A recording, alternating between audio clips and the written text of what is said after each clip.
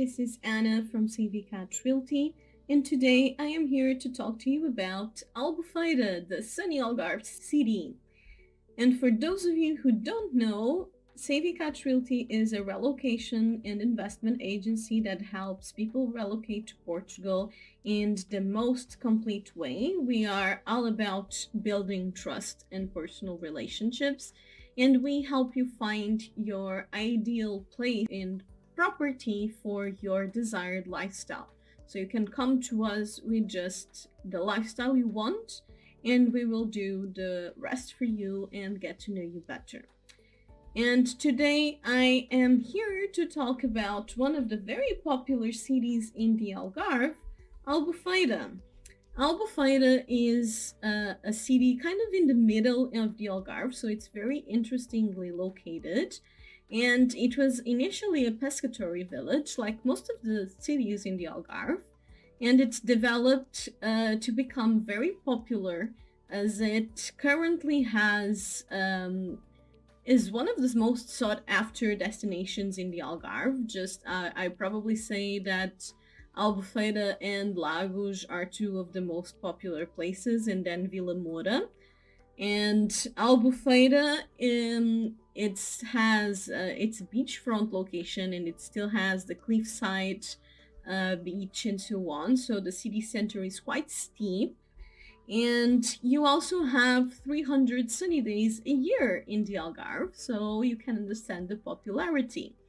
However, you have a lot of seasonality too. Being mostly a beach destination, you can find it completely crowded during the summer. And when I'm saying crowded, I really mean crowded, where you kind of can't walk in the street without bumping into someone.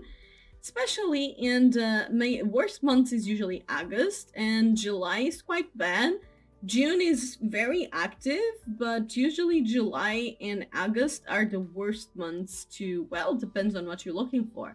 If you are looking for fun and a lot of people and activities and bars and so on, probably you should go on the crowded time. Then if you are looking to have a bit more peace and quiet, then probably you shouldn't go on the very crowded time, and maybe go end of May, early June, or September. And believe me, you still have pretty good weather at this time, sometimes even better than in the high season, although it depends a lot from year to year how things go. This being said, Albufeira, being one of the most popular locations, it's also a very expensive location.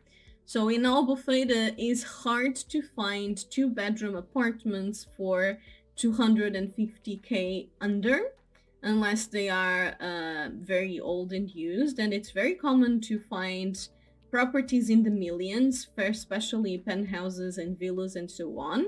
It's common for them to be very expensive. I think it holds the record for the most expensive property in Portugal. Per square meter, that was a penthouse sold for 5 million. And I don't remember what the price was per square meter, but it was quite high. So don't go to Albufeira expecting low prices. That's just not the case there. Another thing to mention is public transportation is not great in the Algarve in general. Albufeira is not one of the worst places. You do have the train station, and you do have quite a few buses, but in general, it's way more advisable to have a car if you are living in the Algarve, because there is very few connections that are very affected by seasonality, and it's just easier to go by car. Honestly, if you have on the day-to-day life, it's very hard to live in the Algarve without a car.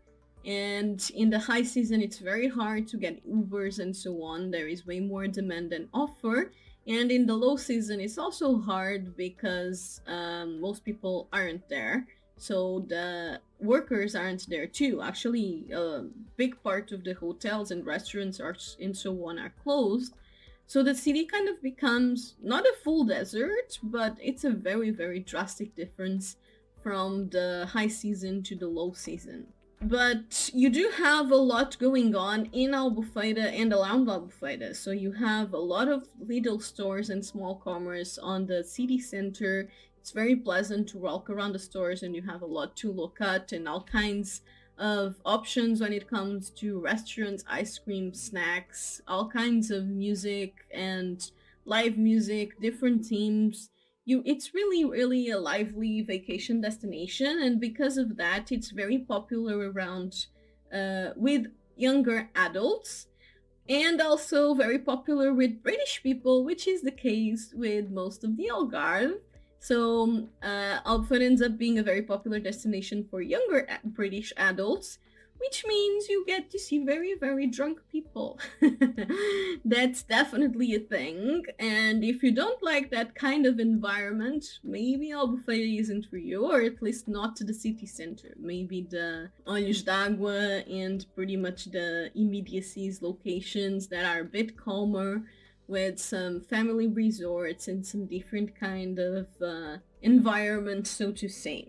And you also have a lot of shopping options, because in Albufeira you have, to one side you have Guia, that has one of the major shoppings in the Algarve, and then to the other side, a distance a bit bigger, but it's not that far, you have the IKEA Mart shopping that is the very big shopping, where you also have an outlet. So those are also reasons why Albufeira is definitely popular. It's also worth mentioning, and I guess expectable, that you do see a lot more expats than locals in Albufeira, and in most locations in the Algarve, to be honest, especially the more popular ones. And it can get a bit bad where you don't even have Portuguese speakers in a lot of establishments, and Portuguese people are often not very welcomed into certain restaurants and so on, because we don't tip as much as foreigners, because we don't make as much as foreigners, and it's actually not a very common cultural thing in Portugal to tip. Tip is usually only when you are very happy with the service, and waiters do have a base wage and the tip is the extra. So yes, Portuguese people do not tend to tip nearly as much as foreigners, and obviously the waiters don't like that very much. But yes, the city ends up being a bit decharacterized when it comes to local residents and local tradition, and it was kind of converted in a certain way to a holiday colony, although it does maintain some of the charm and architecture style of the traditional Algarve. Albufeira is also very close to the highway start to Lisbon and so on. So basically, since Algarve is in the south, if the go to the north, you can go to the whole country. So it can be a convenient location in that way too. And another very important thing to mention, and is that because of the seasonality, it is very hard to find long-term rentals in the Algarve in general, and in places, very popular places like Albufeira in particular. So you have a lot of seasonal Airbnb type of rentals that we call alojamento local. There's usually quite a few, a wide offer for that, but it's very hard to find long-term rentals, as there is very little offer. So if you are looking to do long-term rental in this kind of cities, you should probably start looking as soon as 3 months in advance and so on. Sometimes even the season before. In the Algarve, it's possible to do that, as some people that do long-term kind of renew before, but I would say to start looking at least like 2-3 months before, because of that. I think this more or less covers what it is like to be and live and visit Albufeira, and I definitely recommend to visit, even if it's just for a holiday, but I personally wouldn't live there. It's too seasonal, but our local agent, João, he lives there and he quite enjoys it. So it's all about taste. So I hope this was helpful. I would love to hear your feedback and your favorite vacation destinations in the Algarve. and also hotel experiences and so on. I actually stayed in a hotel called California Hotel in Albufeira. That was an adults only hotel. And well, I had kind of had a surprise with the room. So you should be expected when you're staying at an adults only hotel, I guess, but I wasn't expecting it. Anyway, I would love to hear some of your experiences and funny stories in the Albufeira and the Algarve, and we are also always open to hearing your feedback. As you probably know, and if you don't, you do now, we release a video every week and we try to be as informative as possible. We always want to share useful information, so do give us a like and a follow in our channel if you do find it useful to you. And of course, you can always check our website at www.savvycatrealty.com, where we share everything about our services and we are very transparent about prices.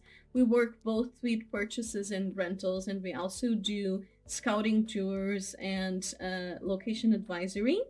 So you can check all of that out in our website. And if you do have any more specific queries, you can always contact us directly at contact@savvycatrealty.com, or just leave a comment and we come back to you as soon as possible too.